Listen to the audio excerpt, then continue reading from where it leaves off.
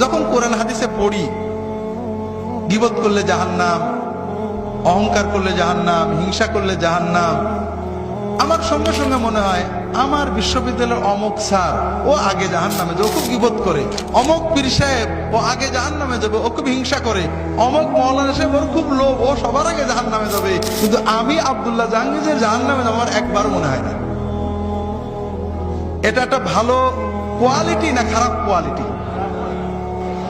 এটা হলো ইমানের ক্যান্সার। মুমিন অন্যের গুনার চিন্তা করবে না, অন্যের গুনার চিন্তা করেছেন তো মরেছেন। কার দাড়ি ছোট, কার বউ বেপরদা করে, কে খারাপ করেছে, এই চিন্তা শয়তান একবার আপনার ঢুকাতে পারলে অমুক দল খারাপ, অমুক পীরের মুরিদ খারাপ, অমুক লোক খারাপ, অমুক গ্রামবাসী খারাপ, অমুকের দাড়ি ছোট, অমুকের বউ বেপরদা, অমুক একদম ভালো না, এই চিন্তা একবার শয়তান ঢুকালে আর শয়তানের আর চাকরি থাকবে না, ও অন্য জায়গায় চলে যাবে, আপনার কাম শেষ। কারণ আপনি অন্যের গুনার বিচার করতে গেলে নিজের গুনাহগুলো আর মনে পড়বে না, নিজেকে খুব ভালো মনে হবে। কথা কি বুঝতে পেরেছেন?